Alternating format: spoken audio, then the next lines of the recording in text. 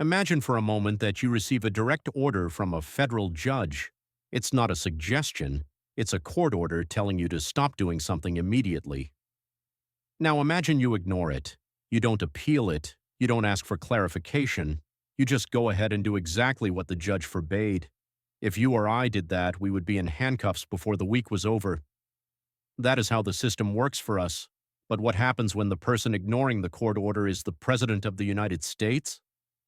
And what happens when, at that exact same moment, Congress is pulling the trigger on a process to remove him from office for, among other things, tyranny? We are watching a moment in American history that legal scholars have feared for decades.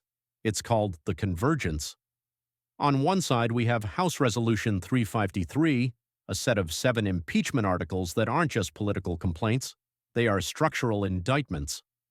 On the other side, we have a federal judge in Washington, D.C., Judge James Boasberg, issuing a finding of probable cause for criminal contempt against the administration. In this video, we are going to cut through the cable news noise and look directly at the legal machinery closing in.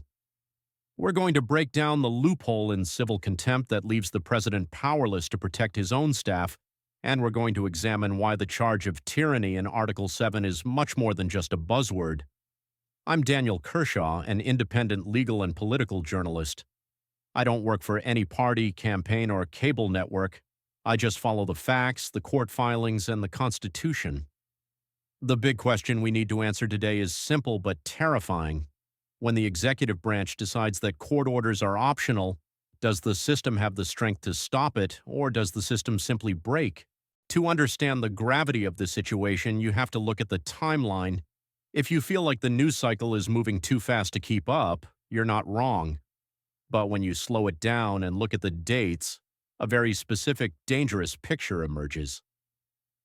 Let's go back to April 2025. This is where the two forces began to collide. On the legislative track, we have Representative Shri Thanadar. On April 28, 2025, he introduced House Resolution 353. Now, usually resolutions like this get buried in committee and die a quiet death. But this one is different. On May 13, 2025, notice was filed to bring this forward as a privileged resolution. Let's be clear about what that means. In parliamentary terms, a privileged resolution is like cutting the line at the DMV. It bypasses the usual bottlenecks, it skips the gatekeepers, and it forces the House of Representatives to deal with it. It starts a countdown clock that leadership struggles to stop. The question of impeach or not is being forced onto the floor. But while Washington was distracted by the politics of impeachment, something arguably more significant was happening in a federal courtroom. On April 18, 2025, Judge James Boasberg of the U.S. District Court for D.C. issued a ruling that sent a chill through the Department of Justice. He didn't just scold the administration. He issued a finding of probable cause regarding criminal contempt. For those of us who read court dockets for a living, seeing the words probable cause attached to a presidential administration is a red flag moment. It means the judge has seen enough evidence to believe a crime may have been committed, not by a street criminal, but by the government itself. So we have Congress moving toward impeachment and the courts moving toward criminal sanctions. Both are happening at the same time, both are accelerating, and most importantly, both are independent of each other. Now let's dig into the details of that court case because the devil really is in the details. The incident that triggered this legal earthquake wasn't a complex, abstract constitutional debate. It was actually shockingly simple. Judge Boasberg had issued a preliminary injunction regarding a group of asylum seekers. The order was explicit. It was written in black and white. Do not deport these individuals. There was no ambiguity. There was no wiggle room. It was a direct command from the judicial branch to the executive branch. But according to the court filings, the administration didn't comply. They didn't ask for a stay. They didn't ask for clarification. They simply went ahead and deported them anyway. When Judge Boasberg learned this, the reaction from the bench was severe. He didn't treat this as a clerical error. He didn't accept the excuse of bureaucratic miscommunication. He treated it as defiance. He announced that there was probable cause to hold the administration in criminal contempt. He set a deadline, fix this violation, reverse the deportations, or face the beginning of contempt proceedings. From a legal perspective, this is deeply troubling. This wasn't just a mistake, it was a challenge to the authority of the court. And unfortunately, if you look at the data, it wasn't an isolated incident. A Washington Post analysis, which I've reviewed, found a disturbing pattern. It estimated that roughly one-third of major rulings against this administration were either disregarded, delayed, or directly violated. We're seeing officials slow-walk compliance. We're seeing block policies reissued under new names just to bypass rulings. Judges are not politicians. They don't usually get angry in public. But when you read the opinions coming out of federal courts right now, you can feel the patience evaporating. They are signaling that the era of warnings is over. If you're someone who pays taxes and follows the rules, this should matter to you. Because if the government can pick and choose which laws to follow, what guarantee do you have that the laws protecting your property, your savings, or your rights will be respected? Now here is the part most people never hear about. There is a common belief that because the president controls the Justice Department, he is immune to consequences. People think, well, the DOJ won't prosecute its own boss, so who cares? But that misses a crucial distinction in American law, the difference between criminal contempt and civil contempt. This is the detail that changes everything. Yes, for criminal contempt, the president could theoretically order the Justice Department to drag its feet or refuse to prosecute. He has leverage there. But civil contempt is different. Civil contempt is a power that belongs entirely to the judge.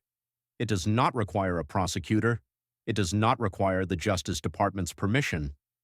The president cannot veto it. A federal judge can sit on the bench and order massive daily fines, money that comes out of agency budgets or even personal pockets until the order is followed.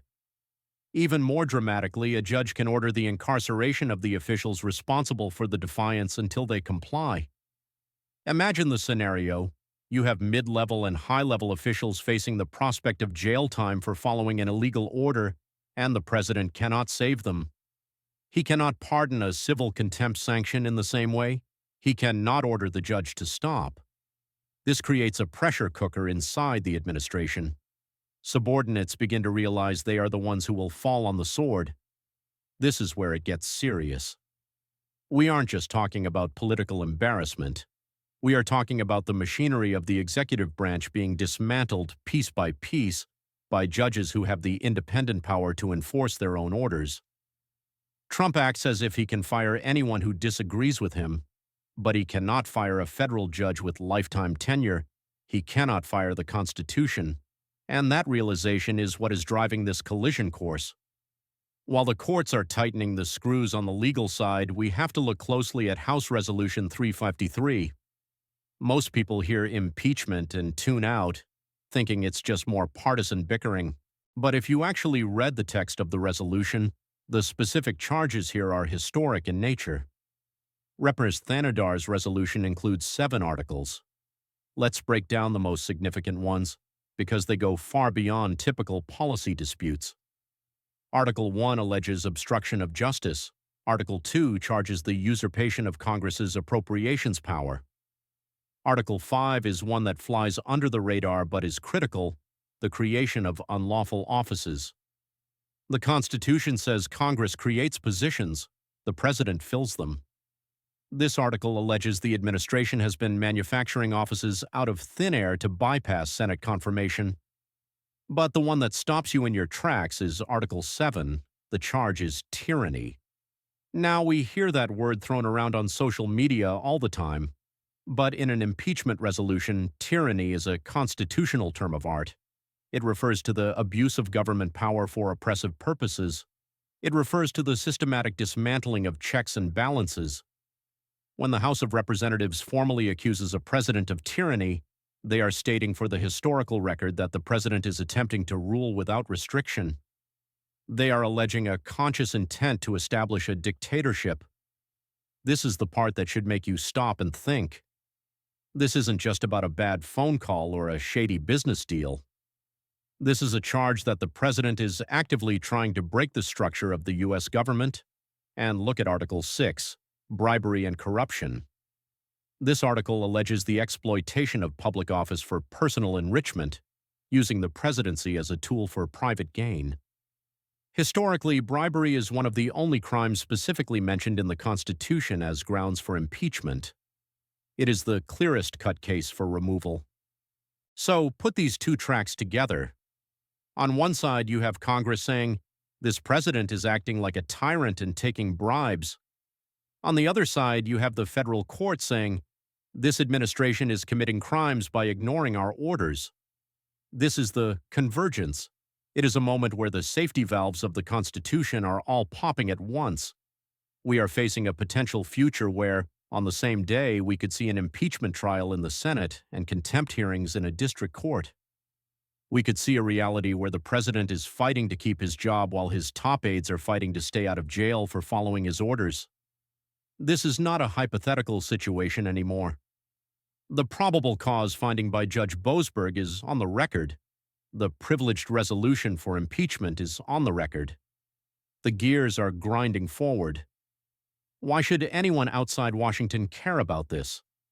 Because contempt of court isn't just a lawyer's problem. It is the line that separates a democracy from a dictatorship.